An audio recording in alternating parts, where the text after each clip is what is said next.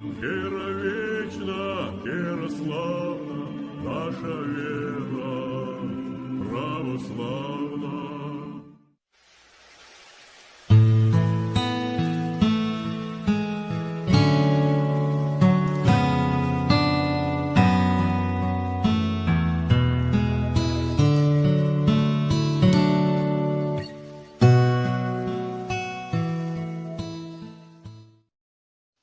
Глава 32. Время будет сокращаться, а вода изменит свой состав.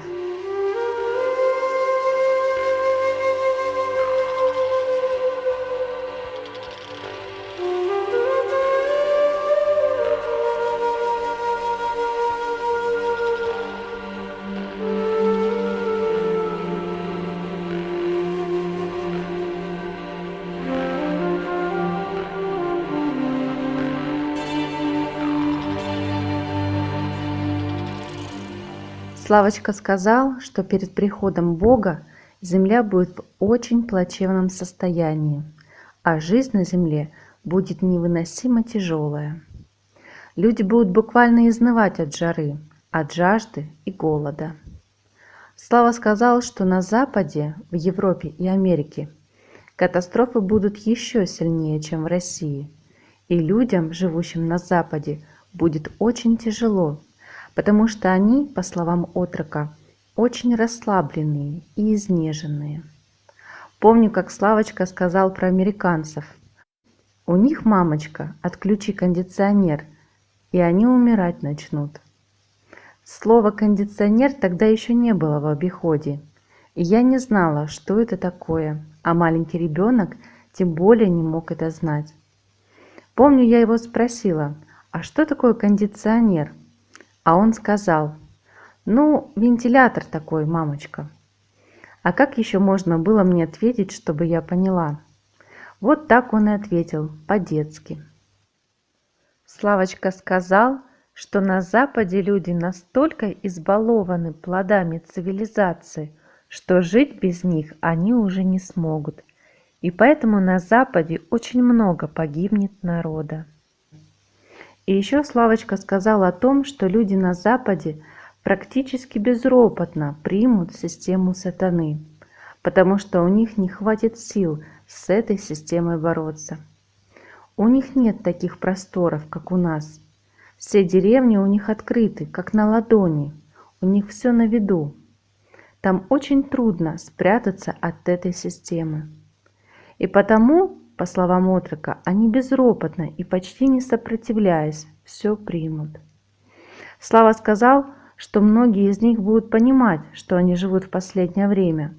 Они будут понимать, что мировой правитель – это антихрист, но у них не будет сил ему сопротивляться. И они примут мирового правителя и его печать практически безропотно.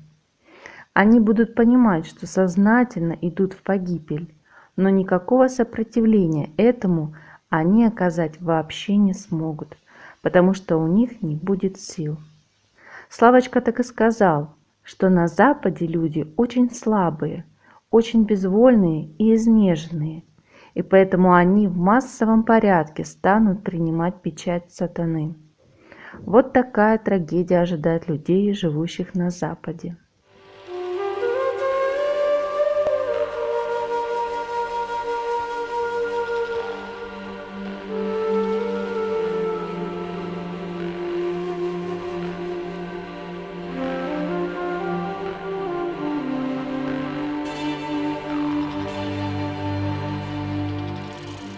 Славочка сказал, что больше всего спасется народа в России. Под этим он имел в виду не только душевное спасение, но и телесное. И душой, и телом больше всего спасется людей в России. А телесно, по словам отрока, больше всего спасется людей на Урале. И поэтому во время страшного голода на Урале соберется очень много народа. Славочка сказал, люди так быстро предают Бога, что из-за этого начнется сокращаться время.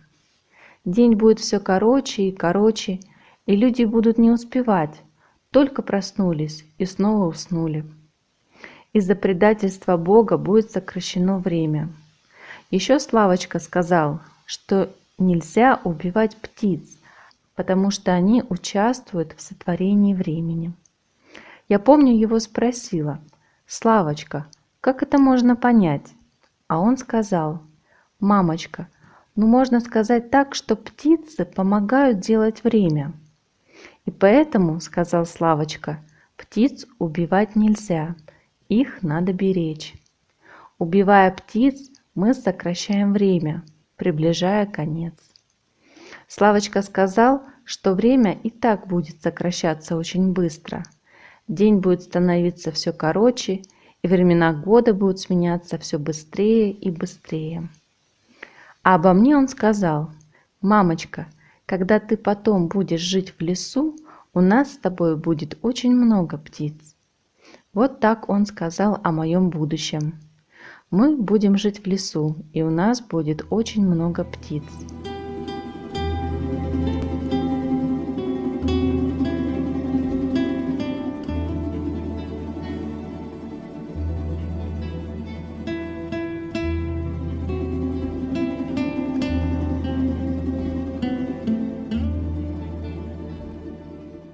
Славочка сказал, что большой катастрофой для людей станет уход воды. И виноваты в этом тоже люди. Он сказал: люди сами заразили воду. Они не понимают, откуда берется вода и где источник вод. Люди совсем этого не понимают и никогда не поймут. Я тогда спросила его: «Славочка, а откуда берется вода?» А он мне рассказал: «Мамочка, я не знаю, как это тебе объяснить. Ну вот, вы видели когда-нибудь кожух?» И он привел мне в пример музыкальный инструмент – волынку, у которой есть кожух для подачи воздуха. Славочка сказал, что примерно так же выглядит кожух, который вырабатывает воду. Источник вод – это живой, пульсирующий организм типа кожуха. Он работает и вырабатывает воду на планете. Этот кожух, по словам отрока, необыкновенно огромных размеров и находится как бы в параллельном мире. Насколько я поняла отрока, есть параллельный мир, и, как ни странно, там не только ангелы и демоны, но и этот кожух тоже находится. Славочка сказал, что этот кожух спрятан от человека, и туда никому нет доступа, кроме Божьей силы. Люди, по словам отрока, безнадежно засорили все проходы, через которые из этого кожуха поступает вода, и их надо чистить. Но человеку эта работа не под силу. Это может сделать только Бог и его ангелы. Славочка сказал, что люди никогда не найдут этот источник вод. Человек только все засорил, а вычистить его он не сможет. И поэтому вода с поверхности земли начнет уходить, структура воды будет меняться, вся вода закиснет и завоняет. Славочка сказал, что страшная вонь будет от этой воды. И еще он сказал, что вода станет похожа на кровь умершего человека. Она будет темно-красная, густая, тягучая и вонючая. Эту воду можно будет пить только в кипяченом виде. Люди будут ее кипятить и глотать с отвращением. Но иного выхода для людей не останется. По словам отрока, человек не сможет справиться с этой бедой. Человеку это просто не по силам. Славочка сказал, что это под силу только ангелам по разрешению Бога. Еще Славочка сказал, что на планету одновременно с уходом воды будут наступать пески, и из-под песков начнут появляться огромные глыбы, золото и драгоценные камни. Слава сказал, что люди гоняются за этим золотом и драгоценными камнями, обогащаются ими и убивают друг друга из-за них. А потом всего этого станет так много, что оно будет никому не нужно. Людям будет не до золота, потому что жизнь будет невыносима. Не будет воды, перестанут расти деревья, на огородах никто и ничего не сможет вырастить. Будет нестерпимо палить солнце. Слава сказал, что так будет по всей планете. Вся планета будет в запустении. И вместе с этим из-под земли на поверхность станет огромными глыбами выходить золото. Целыми грудами оно будет лежать на поверхности. Золота будет так много, что в некоторых местах, по словам отрока, оно будет блестеть на поверхности земли, как озерцо. Люди подумают, может, там вода так блестит, а там золото. И Славочка сказал, что дойдет до того, что люди будут вынуждены наливать эту красную вонючую воду в сосуды и ставить ее под палящее солнце прямо на золото, чтобы подогреть. Прямо на золоте люди будут подогревать затухшую воду, чтобы хоть как-то можно было ее проглотить, потому что зной будет нестерпимый, и все будут изнывать от жажды. Людям в то время будет не до золота, и они по нему будут просто ходить. Когда я спросила Славочку о причине появления в конце времен такого количества золота, он мне ответил: «Мамочка, а золото и драгоценные камни будут строительным материалом будущего века». Славочка сказал, что в такое тяжелое время ко всем бедам прибавится еще одна беда – не будет ветра. Сначала, по словам отрока, ветер еще будет, но он станет настолько больным и заразным, что дышать им будет невозможно. Этот ветер будет тлетворным, он будет полностью заразным и станет приносить болезни. Славочка сказал, что вдыхая этот ветер, все люди, именно все, начнут болеть. И я так поняла отрока, что если Бог не поможет, ни один человек не выживет. Не заболеют только те, кто не предал Бога. А потом, сказал Славочка, ветра вообще не будет. Славочка сказал, что на планете будет стоять нестерпимый зной, ветра и дождя не будет, и растения прекратят свой рост. Слава сказал, что все прекратит свой рост, и расти уже на планете ничего не будет. Все начнет гибнуть, и перед приходом Господа вся растительность на земле погибнет.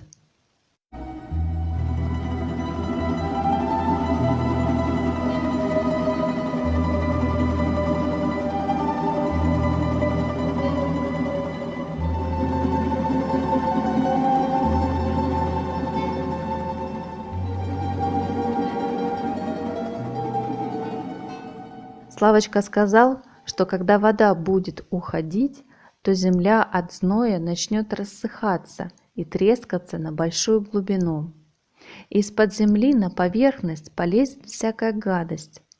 Слава сказал, что существует подземный мир, о котором люди совершенно ничего не знают. В этом подземном мире обитает очень много неизвестных людям полуматериальных существ. И человечки всякие, и змеи, и черви, и чего там только нет. Славочка сказал, что все эти существа омерзительны на вид. Они все не любят человека, и все они обладают очень сильным гипнозом. И когда земля станет рассыхаться, вся эта подземная гадость полезет наверх, прямо к людям, и прямо в дома по канализационным стокам и прочим отдушинам. И люди будут вынуждены затыкать все проходы и забивать туалеты, чтобы все это не лезло через унитазы прямо в дом. Потому что, по словам отрока, эти существа будут как слизняки, они в самую маленькую щелочку пролезть смогут. И вся эта гадость полезет к людям в массовом порядке и будет проникать не только в частные дома, но и пойдет по пятиэтажкам, то есть на верхние этажи и во все щели. Также Слава сказал, что под землей есть секретные лаборатории, в которых ученые пытаются экспериментальным путем вывести какие-то живые существа. И потом, когда эти лаборатории будут заброшены, то все эти искусственно выведенные существа тоже станут быстро размножаться и тоже начнут вылезать на поверхность и забираться к людям. По словам отрока, все эти обитатели подземного мира будут настолько омерзительны, что он так про них и сказал: «Всякая гадость полезет на поверхность». И еще Слава сказал: «Мамочка, чего там только нет под землей. Люди даже не понимают, что находится под землей». Далее Славочка сказал, что в это время ко всем бедам добавится еще и нашествие крыс, которые целыми стаями будут вылезать из-под земли. Славочка сказал, что очень много будет вылезать крыс, и люди в ужасе будут убегать от них и станут даже на крыши забираться, только бы их не съели. А стаи крыс, по словам отрока, будут то появляться, наводя на людей ужас, то опять внезапно будут уходить под землю, как будто они управляемые кем-то. Славочка сказал, что большой опасностью для человека станет нашествие саранчи. Там, где стаи саранчи пройдут, уже ничего живого не останется. Даже собаки от ужаса станут забиваться в свои будки и будут бояться всего. Очень много мух появится, и они тоже будут нападать на человека. Слава сказал, что на людей даже вороны станут нападать. Они начнут клевать и терзать людей. По словам отрока, с воронами что-то случится внезапно, и они начнут людей драть, как он выразился. Жизнь будет невыносимая. И Славочка сказал, многие люди от отчаяния и безысходности станут накладывать на себя руки. Очень много будет самоубийств. Тлетворный воздух и выходящая из-под земли зараза от разъехавшихся могильников приведет к тому, что все люди в то время будут больные, кроме тех людей, которые сохранили верность Богу и которых будет Бог покрывать. Я так поняла отрока. Славочка сказал, все люди будут больные, мамочка. Они будут такие слабые, будут еле ходить, все в язвах и болячках, и все это будет гноиться и сочиться. И еще Слава сказал, что не только люди, но и все животные в то время будут больными и заразными. И они тоже все будут покрыты коростой и язвами.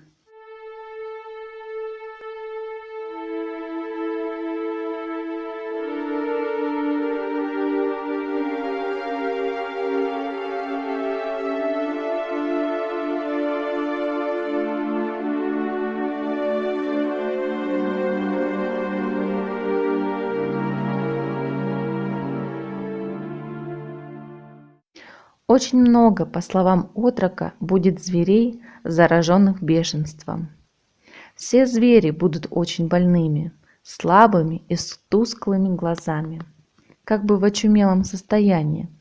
Они открыто и в большом количестве начнут выходить из леса и станут собираться к человеку. Славочка сказал, что все звери массово пойдут к людям, и поэтому людям нужно запастись оружием. Отрок сказал, хотя бы охотничьим ружьем, чтобы охранять свои поселения и хоть как-то защищаться от этих очумелых зверей. Потому что звери хоть и будут слабыми, но они все равно будут нападать на людей. И поэтому Славочка советовал людям запастись оружием, чтобы можно было защититься от голодных и заразных животных, которые целыми стаями подтянутся к людям. Примерно то же самое начнет происходить и с некоторыми обитателями водоемов. Из испортившихся водоемов, по словам отрока, также полезут типа червей, о которых люди тоже ничего не знают. Начнут вылезать из рек и озер всякие странные рыбы и всякие странные животные, похожие на динозавров с огромными головами. Славочка сказал, что они на бегемота будут похожи, с такими же большими головами и огромными ртами, как у бегемота. По словам отрока, голова у них будет черная, как будто мхом покрытая. Вот такие существа начнут вылезать из озер в основном. Славочка сказал, что на Дальнем Востоке есть черви, невидимые для человеческого глаза, которых можно увидеть только в ультрафиолетовом излучении. Слава сказал, что они длинные, широкие и лазят в районах, где нет человека, и в основном там, где текут горные речушки. Слава сказал, что их там очень много. Славочка сказал, что есть люди, которые знают об их существовании, но им не верят. А в Турции, в безлюдных и приграничных песчаных зонах, обитают змеи, у которых огромный рот усеян мелкими-мелкими зубами в 2 ряда. Зубы у них в виде треугольничка, как у акулы. Славочка сказал, что эти змеи очень опасные, едят они очень быстро, и в основном они таскают у людей коров и других домашних животных. Слава сказал, что некоторые люди в Турции их видели и знают о их существовании, но в основном люди лишь догадываются, что такое возможно. Славочка сказал, что когда наступит такое тяжелое время, то у нас здесь тоже выползет здоровенный студенистый червяк из озера Мисяж. Слава сказал, что он давно в озере живет, и когда ему, по-видимому, станет там невыносимо, то он вылезет на берег, доползет до шоссе и сдохнет. Сейчас на берегу озера есть самодельный пляж, и Славочка сказал, что он вылезет именно там. Вода в то время уже будет плохая, но людей все равно будет тянуть к озеру. Люди будут подходить и смотреть, что это за куча киселя. И Славочка сказал, они даже не поймут, что это такое. Но Слава назвал его червем и сказал, что он травоядный. Вот такой червяк у нас вылезет из озера Мисяж. Еще Славочка сказал, что на берегах Волги есть крутые обрывы, в которых есть норы, похожие на птичьи гнезда. Но живут там не птицы, а маленькие человечки. Он сказал, что они немного похожи на людей. У них небольшая голова и худенькое туловище, как скелетик. Славочка сказал, что эти человечки очень агрессивные. Они обладают сильнейшим гипнозом и жутко ненавидят человека. Охотятся они в основном по ночам и питаются рыбой. Люди их, как правило, очень редко видят, но видят иногда. Славочка сказал, что по берегам Волги их очень много. А так, по словам отрока, эти злобные человечки с гипнозом, как и все прочие обитатели подземного мира, в основном живут под землей, но не на больших глубинах, а все-таки где-то ближе к поверхности. И только по берегам Волги их еще можно случайно по ночам увидеть.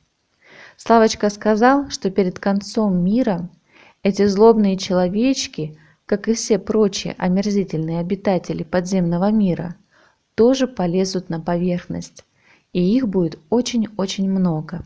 И они тоже опасны будут для людей, потому что все они обладают гипнозом, и у них один хозяин, то есть дьявол.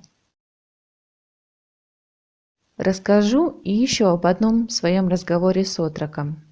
Когда по дороге из Лавры мы со Славочкой были в Москве и ехали на метро, то помню, как он сказал о том, что метро – это, в общем-то, не очень хорошее место, и оно опасно для человека, и объяснил причину. Слава сказал, что в темных дальних закоулках метро, может в каких-то тупиках, колодцах или в шахтах метро, я точное слово уже не помню, живет очень много сущностей, о которых люди ничего не знают. Но они там живут, прямо в метро. Отрок сказал, что они бесформенные, и глазами их не видно. Их там очень много, и это опасно для человека. По словам отрока, от них идет сильнейший гипноз, от которого человек мгновенно засыпает. Если человек попал под их гипноз, он становится недвижим и засыпает. А эти сущности на него нападают и съедают человека. По словам, но человек, как сказал Славочка, боли не чувствует. Он засыпает, и они его съедают всего, без остатка. От такого человека вообще ничего не остается, даже одежды. А выглядит это так, как будто человек растворился в воздухе. По словам отрока, эти невидимые сущности так быстро гипнотизируют и расправляются с человеком, что от них трудно убежать. Но почувствовать их можно. Славочка сказал, что когда они приближаются, они издают легкое жужжание.